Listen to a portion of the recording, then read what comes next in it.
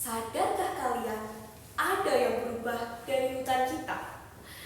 Dan perubahan itu tidak selalu terlihat sebagai kehilangan.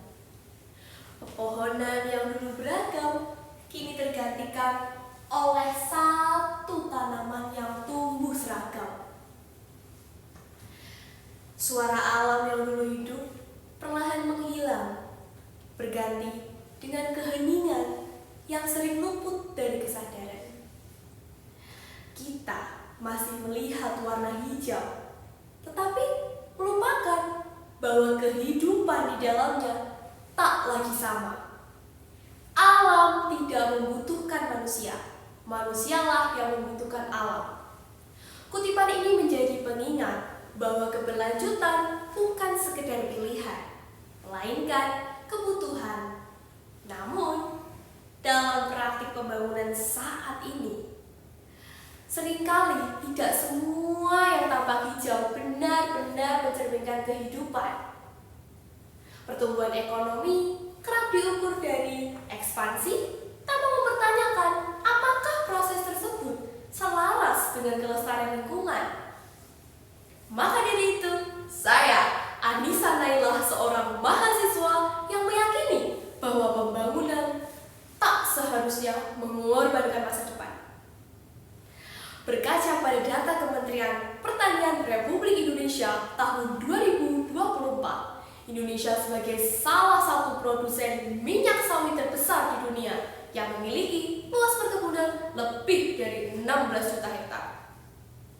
Namun, di sisi lain, berdasarkan laporan World Resource Institute tahun 2023, dalam 2 dekade terakhir, Indonesia telah kehilangan jutaan hektar hutan primer tropis yang sebagian besar disebabkan oleh pembukaan lahan skala besar, termasuk untuk perkebunan sawit.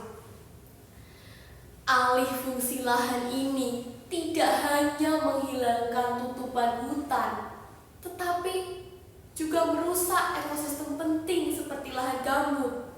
Padahal, lahan gambut berfungsi sebagai penyimpan karbon dalam jumlah besar.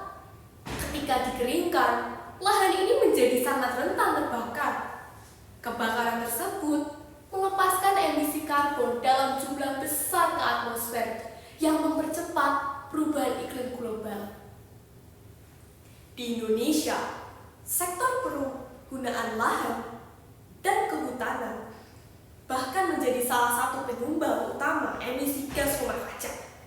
Dampaknya tak hanya bersifat jangka panjang, tetapi juga dirasakan secara langsung. Kabut asap dari kebakaran hutan menurunkan kualitas udara dan mengganggu kesehatan masyarakat. Selain itu, terganggunya siklus hidrologi meningkatkan resiko banjir dan kekeringan. Hilangnya habitat juga memicu konflik antara manusia dan satwa liar yang semakin sering terjadi. Permasalahan ini menunjukkan bahwa isu sawit bukan sekedar persoalan ekonomi atau lingkungan, tetapi telah menjadi isu keberlanjutan yang menyangkut kualitas hidup masyarakat. Oleh karena itu, kita membutuhkan solusi yang tak hanya bersifat struktural, tapi juga partisipatif. Maka dari itu, sebagai generasi muda khususnya mahasiswa, kita memiliki posisi strategis dalam mendorong perubahan. Peran tersebut tak terhenti pada pemahaman, tetapi harus diwujudkan dalam tindakan nyata yang mampu mempengaruhi pola konsumsi dan meningkatkan kesadaran publik.